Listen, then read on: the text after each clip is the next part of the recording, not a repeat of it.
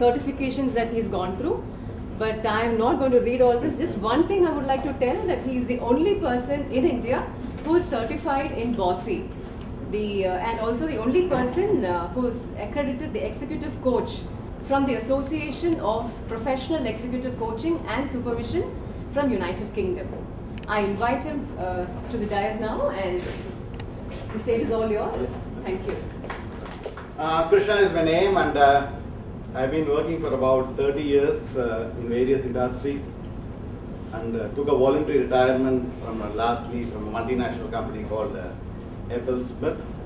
I have always been in human resources, and now I'm also trying to be doing some amount of business in the space of people development. That's very, very brief about me, and any questions as we go along. As Parveena introduced, we will be talking about BOSI today, and how many of you Googled and understood what BOSI was? The question I'm asking is, if you did, then probably I will take the seat and then you can do the question.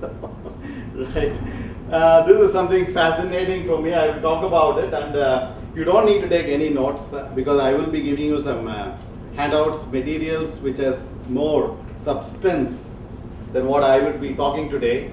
Therefore, you just feel relaxed. Questions, please park, because we have certain ways to deliver it, and as you go on, many of your questions you will find answer yourself, and I don't know the answer. Maybe you will find it, and if you don't, then I will try my very best, and if I still can't, I'll find the answer for you from my partners in US. So that's the way we do. And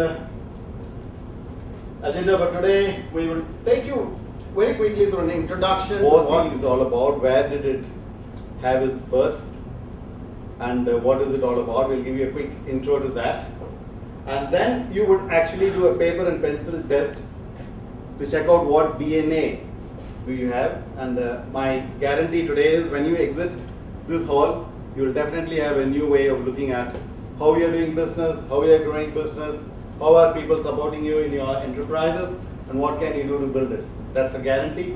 And last, we'll also have some group work. That's why I said, since we'll be doing some group work, you will discover the answer. The fun is more in the group work than walking through a number of slides. I only have 24 slides, so and some of that 2 is already gone, so only 22 slides more to go.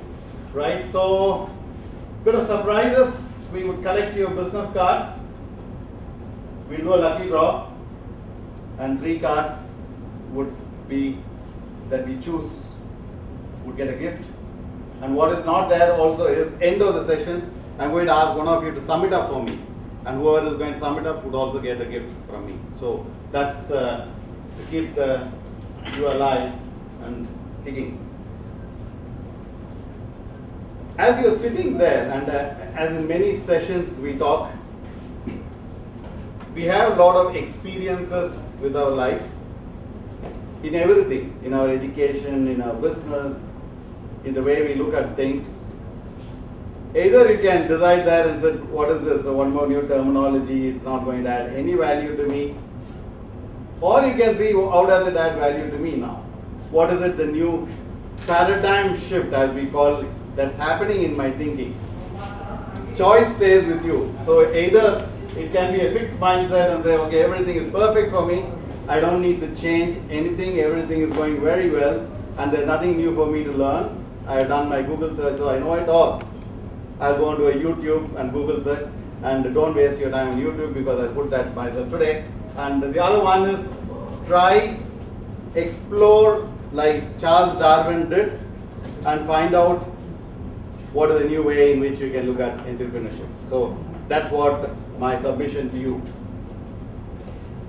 I just want you to look at what are the various changes that the world has gone through. And I'm saying,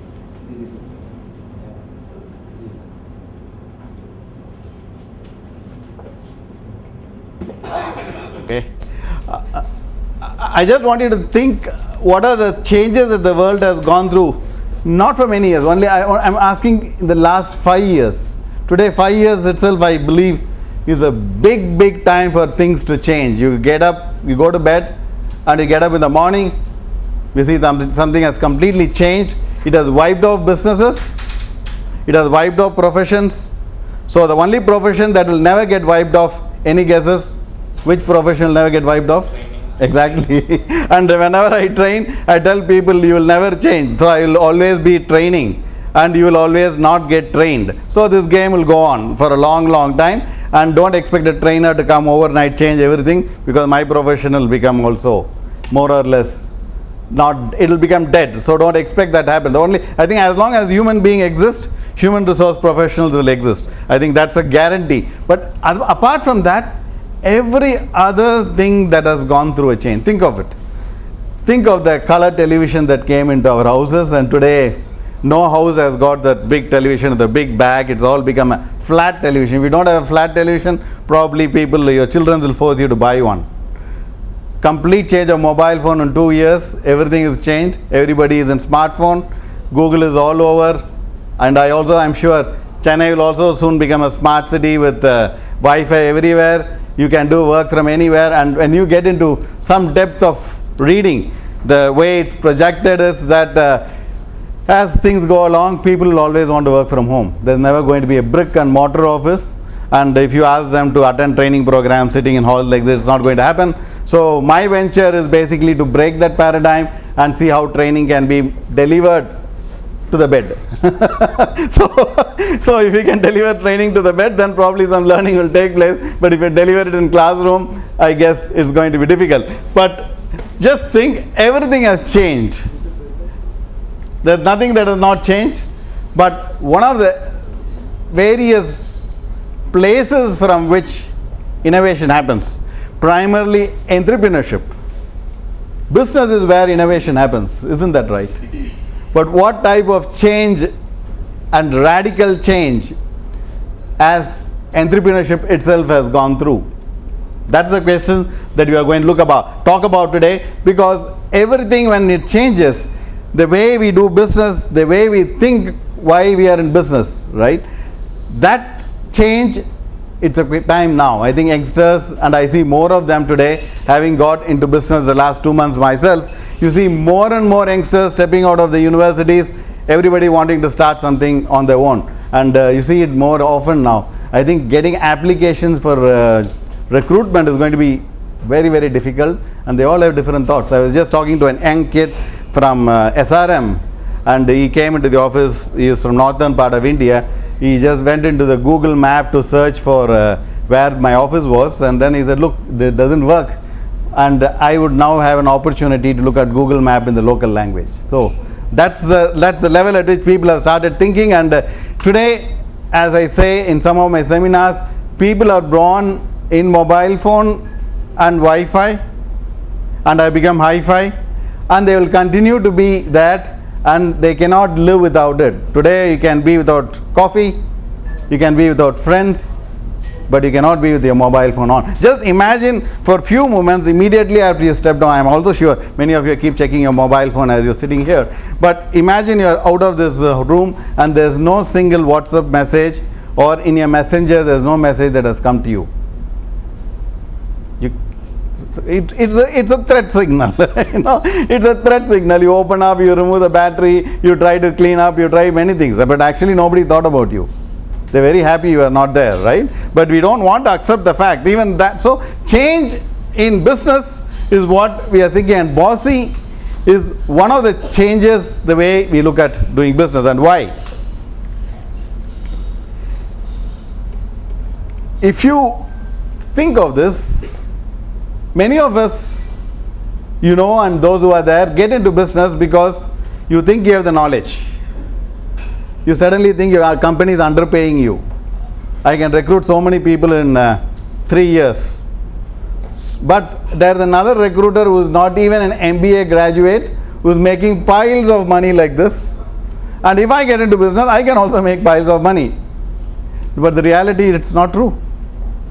Because someone else is successful doesn't mean that I can, jumping into business, I can also be successful. It needs a completely different set of DNA, and I'm sure as we walk through today, you would have discovered it yourself, and today is a time to realize it within a proper framework, and that's what you're going to do today. And it is also time to think whether one size fits all solution is going to work anymore.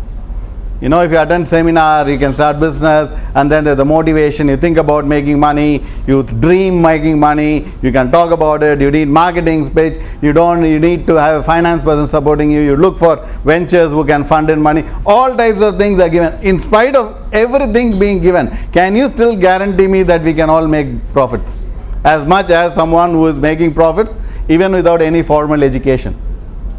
I don't think education drives business. We all know that, right? So it is time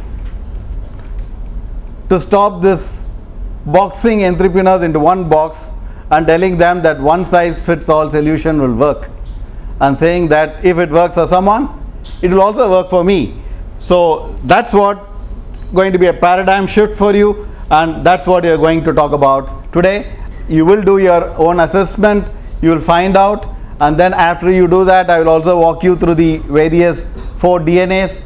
Then we will do a group work. Then you will realize, then when you go back, you will have a fresh pair of new glasses, much more brighter, much more wide angle, much more long term. So join me, ladies and gentlemen, in my experience in my ability to share your experience of the next generation enterprises for entrepreneurship.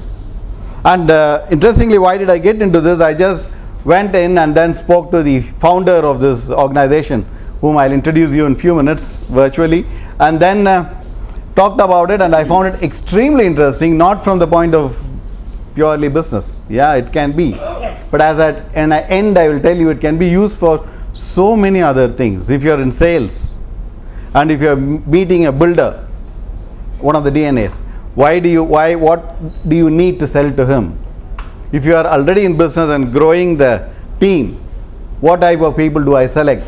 Sometimes there's a lot of frustration when you talk to people. Nothing is moving. People are useless. You know, we categorize them quickly. And then training is a solution, which is not. Colleges are finding it difficult. So how can trainers do that? So then we do that. So we're going to see what is also one of the causes. I'm not saying the only cause.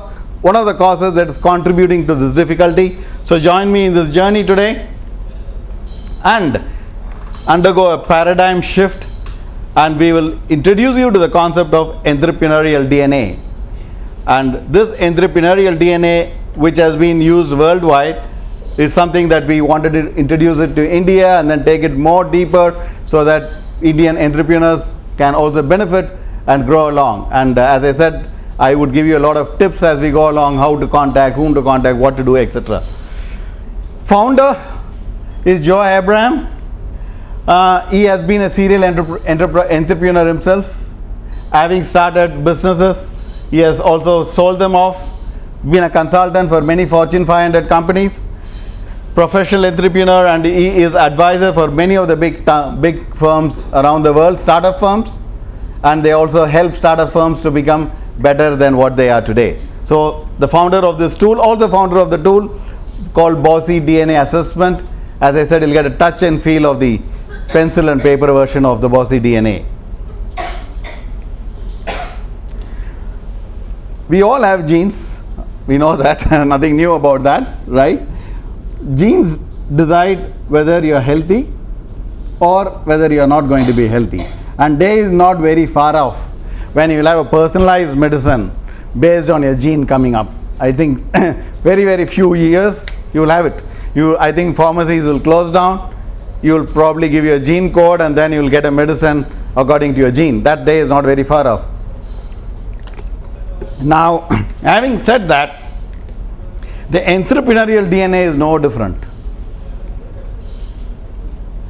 You also have a DNA in your body, and that DNA is in your way of looking at things, the way you see things, the way you decide.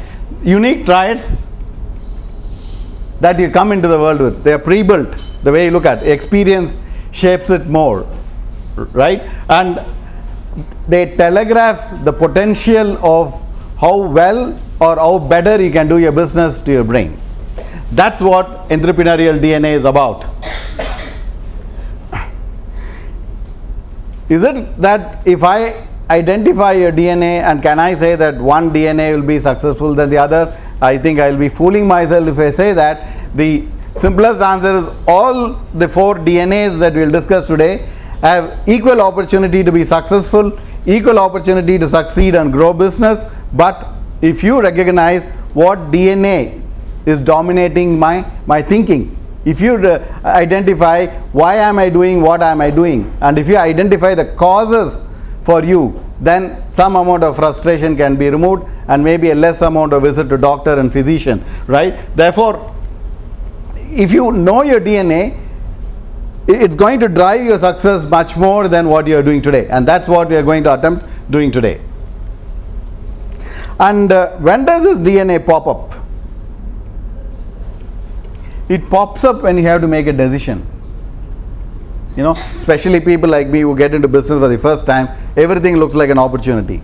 Someone says recruitment, okay, you jump into recruitment. Somebody says training, you jump into training. Somebody says HR system, you jump into HR system.